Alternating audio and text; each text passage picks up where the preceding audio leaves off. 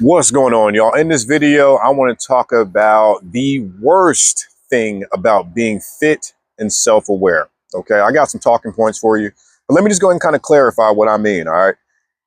When I'm talking about some of the worst things that happen when you're being, some of the worst things that happen being fit and self-aware, what I mean is when you start on this journey, when you start taking yourself more seriously, shifting your physical, not just for muscles, but your discipline, your routine.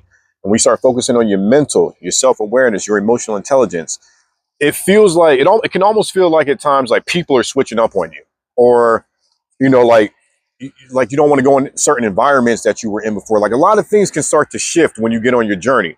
So that's what I want to highlight. I don't want you to feel blindsided when these things start to happen and overwhelm you and get you more anxious. Just be aware of them, just notice them, and just be able to continue on your path. Okay.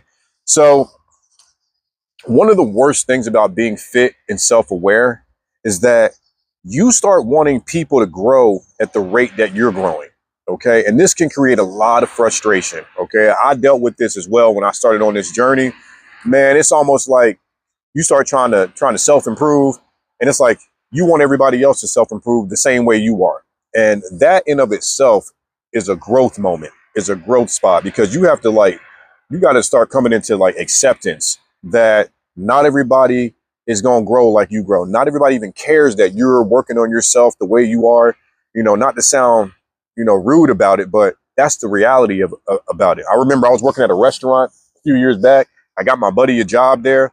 He wasn't feeling it because, the shifts were starting off slow. He didn't understand, there's reservations. They come in staggered.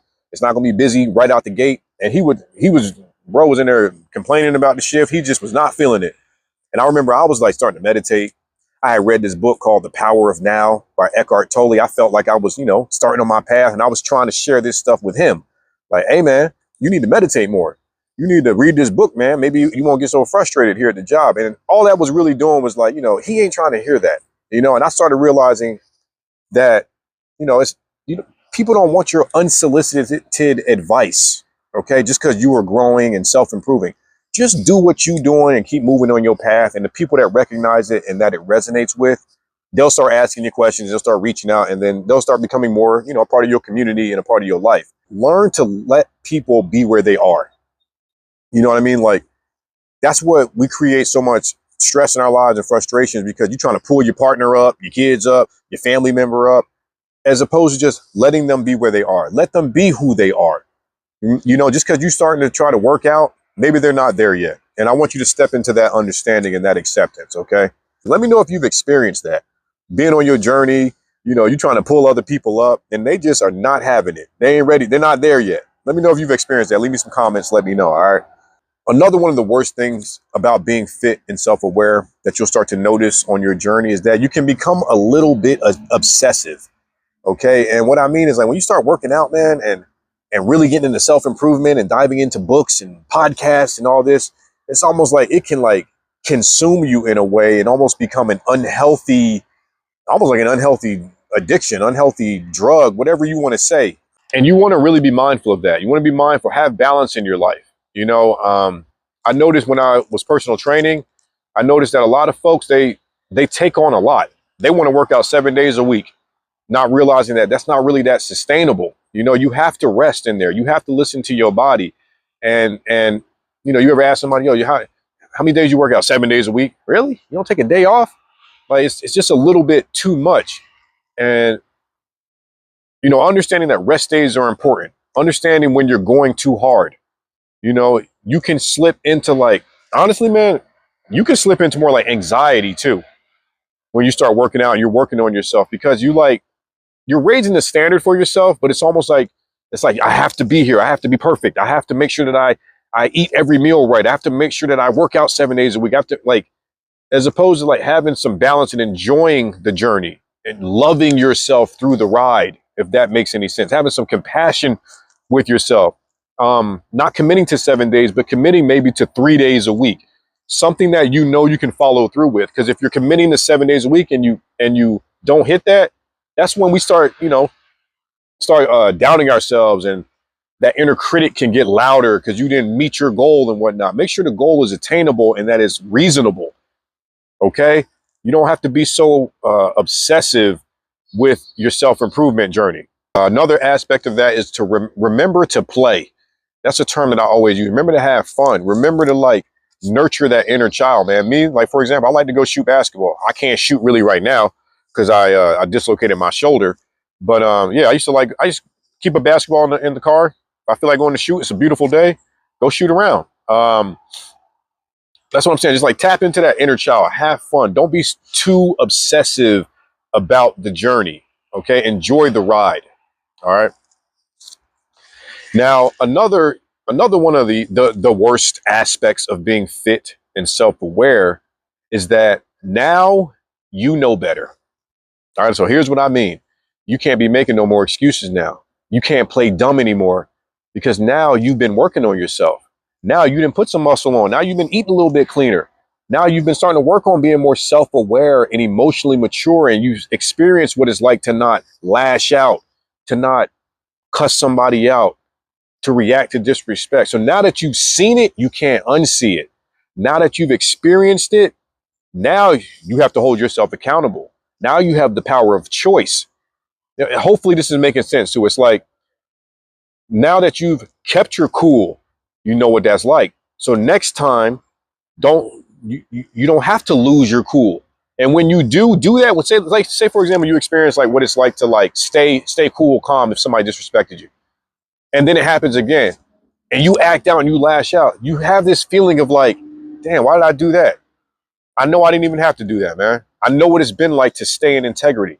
This is what I'm saying. You raise the bar for yourself. You raise that standard for yourself. You start to recognize your patterns, your behaviors. You start to see maybe how you might mistreat people, how you talk to people when you get angry, and that develops more choice in your life. Okay, but why I'm saying this is one of the worst things is because now you need to move this way. Now there's no more excuses. You see what I'm saying? Some people are moving through life with ignorance and being naive, and they don't have the awareness enough to see their behaviors and see how they are showing up in the world. But once you see it, you can't unsee it anymore. You start to see it in other people too. But it's important to see it within yourself, man, to notice these things. If you're getting any value out of this video so far, please smash the like button. I really appreciate it. Also, don't forget to subscribe to the channel so you know when I make more videos like this. Also, if you want to dive deeper into this type of stuff, this type of understanding and this knowing of yourself, you know, maybe if you want, you know, like mentorship, accountability, self-mastery, then use the link in the description and book a one-on-one call with me, okay? I struggled with this type of stuff. I lacked self-awareness, emotional maturity for years. I was very reactive to life, okay? So I had to do some work so I can learn how to respond better. And that's what I'm here to help you with. Again, use the link in the description. Let's get back to the video. All right, so this last, worst aspect of being fit and self-aware is that it's boring. Being fit and self-aware is boring. Now, don't get me wrong. It can be stimulating in its own way. You know, when you're making progress in the gym, you're feeling good about yourself, boosting your confidence, you're starting to like who you see in the mirror. Yeah, that aspect of it can feel good. And but what I'm saying is the lifestyle that you have to step into to maintain that. You got to start switching up your sleep. You got to start prioritizing things, what you're eating. Even the people you surround yourself with, the environment. You may not go to the bar or the clubs as often as you were going to. And this can become boring. It can feel like, I don't know, not like it's not too stimulating. But here's one thing that I noticed about boring. This is what I've learned. Boring is steady. Boring is consistent. Boring is reliable. Okay? So yeah, it may feel boring, but also on the flip side of it, man, this is just part of the game when you start switching up your lifestyle. You know what I mean? You may not hang around those same people. You may not be drinking as much alcohol, smoking as much weed. And those people that you hang around with, they may look at you like, man, you didn't switched up. You didn't changed up. Or you may look at them like, I'm just trying to, I'm trying to grow. You should grow too. And like I said, just be an acceptance of where people are and just start to notice these types of things. Just start to notice that maybe you were starting to evolve. That doesn't mean you have to hate that person that you used to chill with. Maybe you just find balance in when you hang out with them. because you don't want them to pull you down, and you don't want them to feel like you're better than them. All right. But also keep going on your journey. This is not to say, keep working out, keep improving yourself, but just recognize that there may be some shifts in your life that you might be like, yo, where did this even come from? I don't even know this person anymore. All right. But anyway, back to what I was saying. It can be boring. Okay. All of this can be boring. All right. So if you got any value out of this video, make sure you check out this video floating on the screen right here or somewhere. I'll leave it. And I will see y'all in the next one. Peace.